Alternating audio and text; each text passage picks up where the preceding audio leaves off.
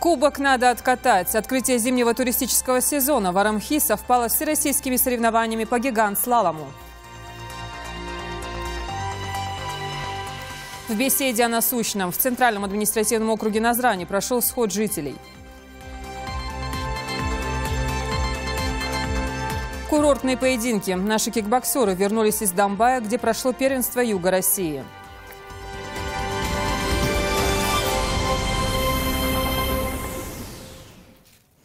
Добрый вечер, это новости 24, в студии Лейла Цурова. Сегодня в Джейрахском районе прошли первые всероссийские соревнования Кубок Арамхи по горнолыжному спорту. Так ознаменовали открытие зимнего туристического сезона. За день до начала Олимпиады побороться за Кубок Арамхи в Ингушетии собрались 27 спортсменов из регионов Северного Кавказа и Московской области. Ингушетию на турнире представляли 3 спортсмена. Соревнования начались с разминки. Каждый спортсмен по нескольку раз опробовал горнолыжную трассу. Прокатиться на лыжах приехали не только профессионалы, участвующие в соревнованиях, но и любители. Попробовал свои силы в лыжном спорте и олимпийский чемпион, известный ингушский боксер Рахим Чехкиев. Соревнования прошли в дисциплине слалом-гигант. Это спуск с горы на скорость с преодолением так называемых ворот. Все 3 призовых места заняли опытные лыжники из Московской области. Победители получили денежные призы. За первое место 200 тысяч рублей, за второе 100, за третье 50. После церемонии награждения с поздравительной речью выступил глава Ингушетии Юнусбек Евкуров. Я сегодня поздравляю всех участников. Хочу сказать спасибо организаторам этого мероприятия. Поздравляю победителей, бесспорно, первого чемпионата. Это уже все равно первые.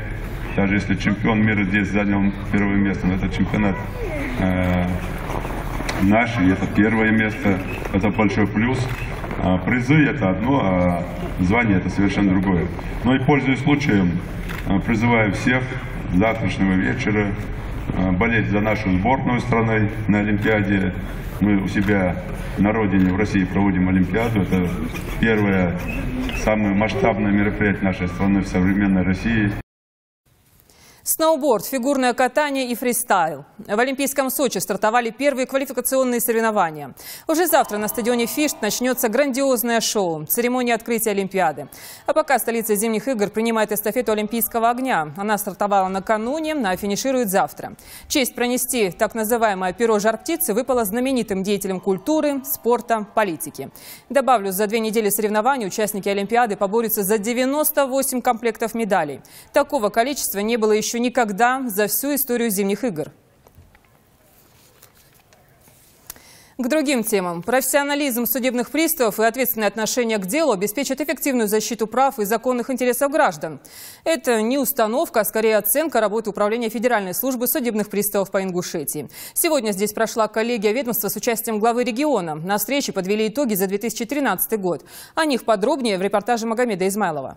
Коллегия началась с доклада руководителя Федеральной службы судебных приставов по Ингушетии. Муса Аздоев рассказал, что за прошлый год количество судебных делопроизводств в республике выросло более чем в 1,5 раза. В 2013 году на исполнение структурных подразделений УФССП по республике Ингушетия находилось 65 817 исполнительных производств на сумму 3 миллиарда 312 миллионов.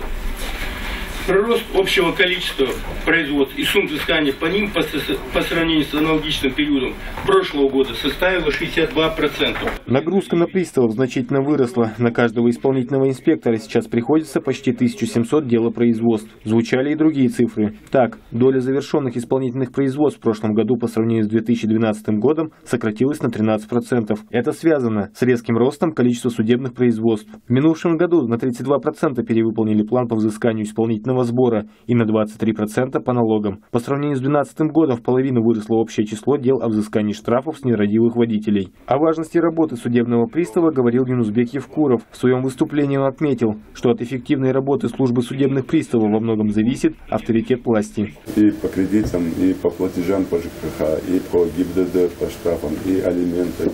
Все должны платить. Все просто должны платить.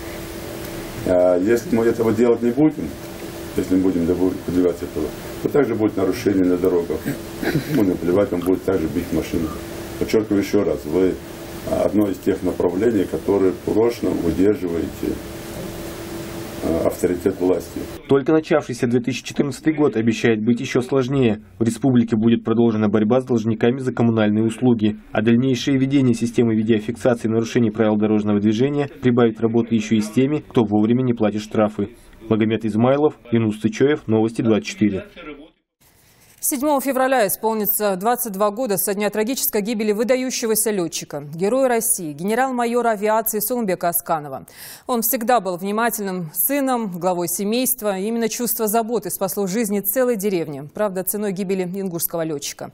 Мадина Пугоева о человеке и подвиге.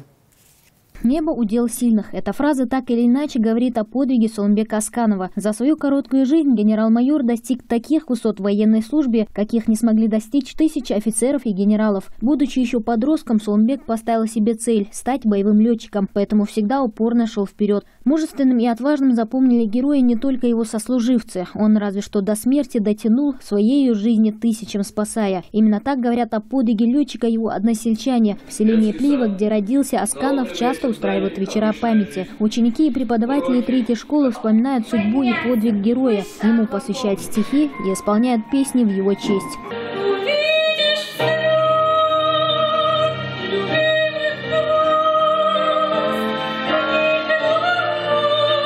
Родные и близкие Сооронбека Асканова вспоминают, будущий герой всегда заботился и переживал за свою семью. Он был рядом, даже когда их разделяли тысячи километров. Когда Сооронбек приезжал в отпуск, первое внимание, которое он нам уделял, это любовь.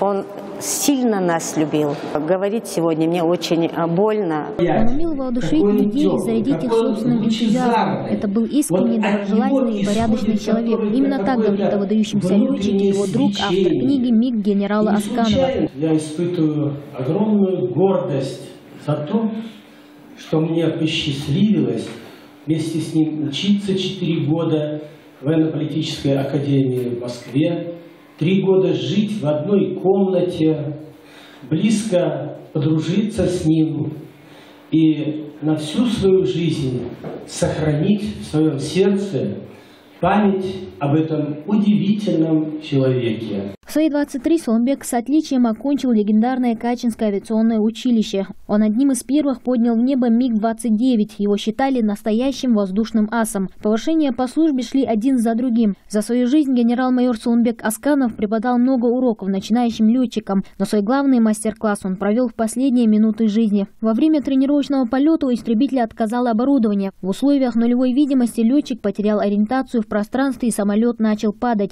2 минуты хватило, чтобы увести машину от населенного пункта и спасти тысячи жизней.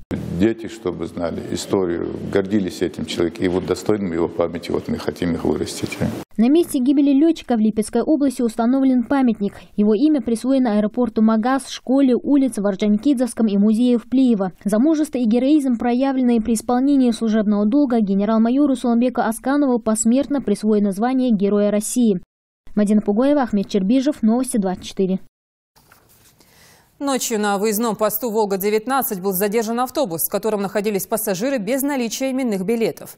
Помимо этого, у водителя отсутствовали необходимые для перевозки пассажиров документы. Автобус, следовавший в Пятигорск, был доставлен на штрафстоянку ГУВД Назрани. По этому факту проводится проверка. На данный момент выписаны протокол Ространснадзора за нарушение, постановление Ространснадзора, акт УФНС налоговой службы за незаконную предпринимательскую деятельность. Ну и выписано предписание от комитета по транспорту об устранении, с установлением срока на устранение нарушений. То есть узаконить свой маршрут.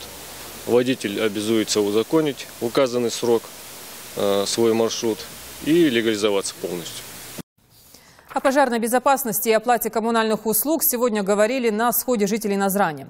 Встреча прошла в Центральном административном округе города. По словам главы ЦМО, в последнее время участились случаи возникновения пожаров в частном секторе.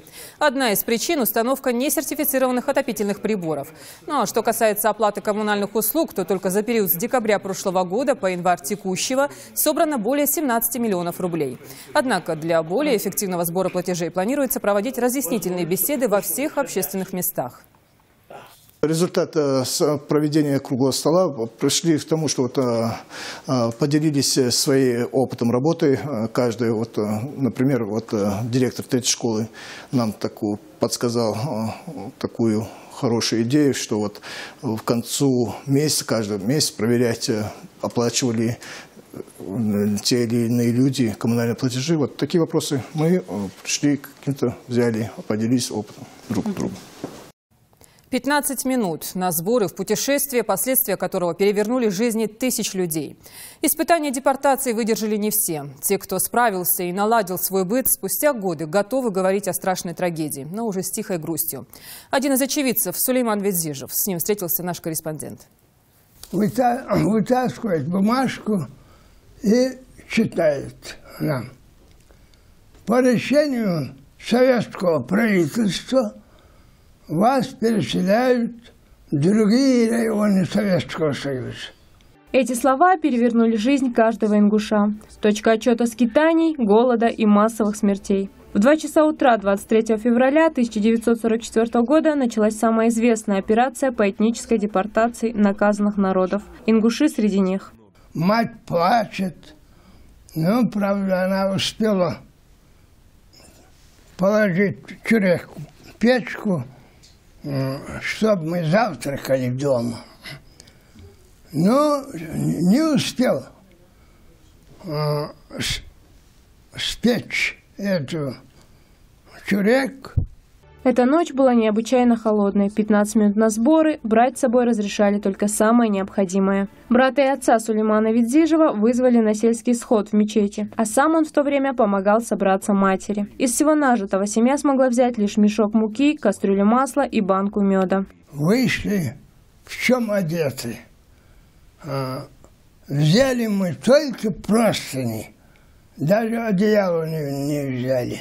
Дальше были товарные вагоны, набитые людьми, которые не понимали, за что их выселяют и почему изменниками стали те, чьи сыновья и братья на войне отдают жизнь за родину, как и остальные народы СССР. Ответ на вопрос депортированные нашли уже в далеких степях Казахстана, у местных жителей. Мой отец говорит, нас выслали за что? А мы знаем, говорит. А мы знаем, нам не надо рассказывать, за что вас выслали. Вашу землю надо было. Сердце старика греет воспоминания о добрых соседях, с которыми прожили 15 лет, разделяя горе и радость, а чаще последнюю булку хлеба. Она спечет себе хлеб, обязательно горячий хлеб принесет к нашей матери. Вот бабушка говорит, я спекла хлеб. Когда у них была баня, как затопят они бани, сообщать нам. Вот мы бани затопили, можете идти. После реабилитации народа семья Ведзижевых вернулась на родину. Сулейман Ведзижев проработал бухгалтером 42 года, стал ветераном труда. Был счастлив в браке, но 5 лет назад потерял жену. У него 1 сын и 5 внуков. Дедушка в уютных тапочках из верблюжьей шерсти с надписью «Казахстан» готовится отметить свой 91-й день рождения. Ежедневно читает свежую прессу и радуется положительным изменениям в Ингушетии. Зарема Евлоева, Сурхо Кусиев. Новости 24. Жительница Зязиков-Юрты Диана Котикова страдает синдромом Мафучи и синдромом Арнольда-Киари. Тяжелый недуг не позволяет девочке развиваться наравне со сверстниками. Каждый шаг дается с большим трудом. Эта болезнь во всем мире только у 10 людей, из них 3 в России. Девочку необходимо везти на дорогостоящую операцию в одну из клиник Германии. Семья ребенка этого позволить себе не может, просто не хватает денег. Кому не безразлична судьба маленького человека, посмотрите наш следующий сюжет. Диане Котиковой 8 лет, но испытаний и боли она перенесла столько, сколько нечасто выпадает даже на долю взрослого человека. Синдрома Мафучи и Арнольда-Киари у нее обнаружили еще при рождении. Это аномалия строения костей черепа, головного и спинного мозга. Родители то и дело возили девочку из одной больницы в другую, но перед этой болезнью российские врачи, как выяснилось, бессильны. Лекарства, которые Диане жизненно необходимы, заказывают за границей. Именно оттуда и пришла радостная новость. Медики в Германии готовы взять взяться за лечение Дианы. Вот только стоит это больших денег. Более $100 тысяч в семье Котиковых собственными силами не собрать. Они давно уже продали свой дом и машину, но этих денег хватило только на лекарства и пару поездок к московским врачам, посещать которых необходимо каждые 22 дня для контроля уровня гемоглобина. Правда сказать, вот когда вот нам отказали в Израиле, мне уже думала, зачем жить на этом белом свете уже. Все надежды были потеряны. Но сейчас я надеюсь, я обязательно выеду туда, чтобы этого не стоило. И я надеюсь на помощь людей, которые мне и помогали. Благодаря этим людям на сегодняшний день мой ребенок здоров. Этот ребенок прошел через все, но еще через что и надо пройти. Несмотря на тяжелый недуг, Диана не желает сдаваться и пытается радоваться жизни. Она с удовольствием веселится с сестрами и братом. Домой к ней приходит учительница. Правда, иногда Диана спрашивает у мамы, когда, наконец, она пойдет в школу, как и ее сверстники. Хадишат утешает девочку как может, благо поддержка родственников, да и просто неравнодушных людей придает сил.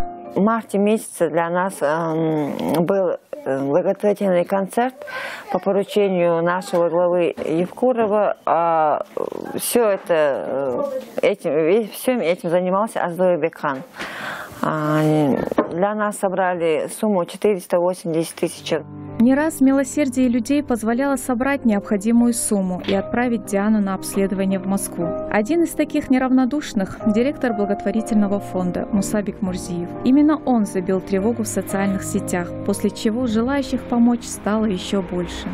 Единственно, хорошо было бы, если бы у нас получилась вот такая возможность была бы помочь Диане, чтобы ее смогли увезти в Германию, и чтобы хоть как-то поддержать ее состояние, продлить срок, и чтобы та жизнь, которую она бы проживала без мучений.